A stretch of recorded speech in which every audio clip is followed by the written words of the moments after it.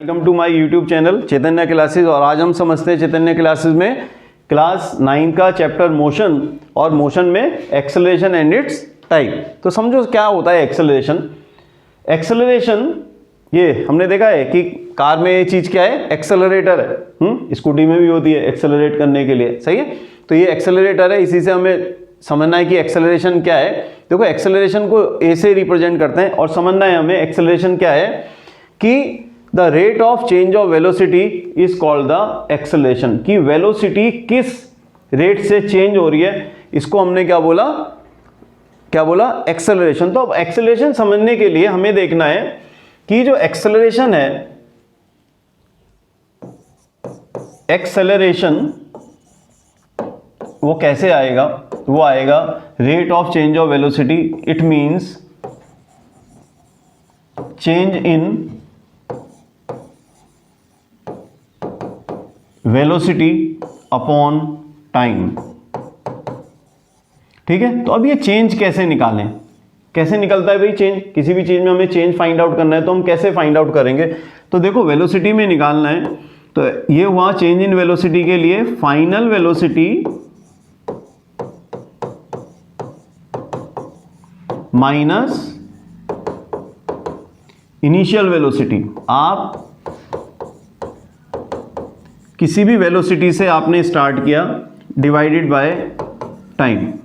हमने अपने व्हीकल को स्टार्ट किया जब उसकी वेलोसिटी थी सपोज करो 5 मीटर पर सेकेंड, पर आपने 5 सेकेंड्स में जब एक्सेलरेटर से एक्सेलरेट किया उसको, तो उसकी जो वेलोसिटी है वो हमारी कितनी हो गई, सपोज करो 15 हो गई। तो 5 से कितने पे पहुंच गए हम, 15 पे। तो चेंज कितने का आया, केवल 10 मीटर पर सेकंड का ही तो आया ना। तो इस तरह से हम इसको फाइंड आउट करते हैं कि फाइनल वेलोसिटी फिर initial velocity divided by time.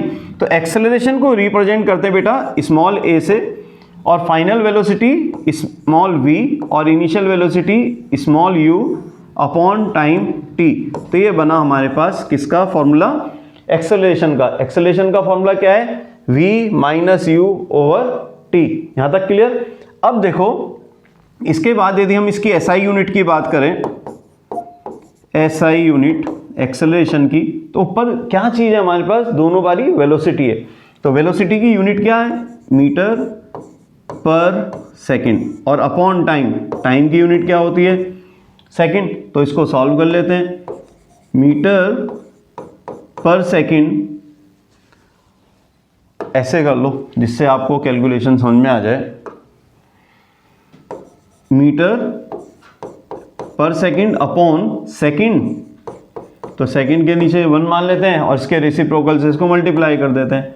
Metre पर second into 1 upon second, metre बन जा मीटर और सेकंड को सेकंड से करा तो सेकंड का स्क्वायर। तो अल्टीमेटली हमारे पास जो यूनिट आ गई एक्सेलरेशन की वो क्या आई, मीटर पर सेकंड स्क्वायर। यहां तक क्लियर। तो इसके बाद देखते हैं टाइप्स ऑफ एक्सेलरेशन की, कितने टाइप्स का एक्सेलरेशन है। क्लियर। यहां पे हमारे पास 3 टाइप्स का एक्सेलरेशन है। देखो सबसे जो नंबर 1 है वो है हमारा पॉजिटिव एक्सेलरेशन, फिर नेगेटिव एक्सेलरेशन और एक जीरो एक्सेलरेशन। तो पॉजिटिव को समझो, देखो पॉजिटिव एक्सेलरेशन क्या है, प्लेन टेकिंग ऑफ। जब प्लेन टेक ऑफ करता है तो धीरे धीरे उसकी जो वेलोसिटी स्पीड है वो क्या होती चली जाती है, इंक्रीज होती चली जाती है। जब स्पीड इंक्रीज हो रही है, वेलोसिटी इंक्रीज हो रही है, तो क्या होगा, हमारा पॉजिटिव एक्सेलरेशन होगा। Second negative acceleration. देखो नेगेटिव एक्सेलरेशन क्या है कि प्लेन लैंडिंग। तो ऐसे ही आप किसी और चीज से समझ लीजिए, अपने व्हीकल से समझ लीजिए। सपोज करो आपके पास बाइक है, कार है, किसी को जब हम उसकी स्पीड इंक्रीज कर रहे हैं तो सीधी सी बात है उसमें जो एक्सेलरेशन है वो इंक्रीज हो रहा है, तो वो हो गया हमारा पॉजिटिव एक्सेलरेशन। पर जैसे जैसे हम उसकी एक्सेलरेटर को वापस लेके आते हैं, उसकी स्पीड को कम करते हैं या ब्रेक्स अप्लाई करते हैं, तो वहां पे हो जाएगा हमारा नेगेटिव एक्सेलरेशन। जैसे ये प्लेन लैंडिंग, तो प्लेन जब लैंड कर रहा है तो उसी स्पीड से नहीं चल सकता, उसको अपनी स्पीड क्या करनी पड़ेगी, स्लो, है ना। और जैसे जैसे उसकी स्पीड स्लो होगी तो हमारे पास कौन सा एक्सेलरेशन आएगा, नेगेटिव एक्सेलरेशन। और नेगेटिव एक्सेलरेशन को हम क्या बोलते हैं, रिटार्डेशन भी बोलते हैं। ठीक है, तो ये आया वेलोसिटी डिक्रीज हो रही है, it is known as retardation और deceleration. Is it clear. अब आती है हमारे पास जीरो एक्सेलरेशन की। कब होगा जीरो एक्सेलरेशन, जब उसकी वेलोसिटी में कोई चेंज ना हो, उसकी स्पीड में कोई चेंज ना हो, तब होगा हमारा जीरो एक्सेलरेशन।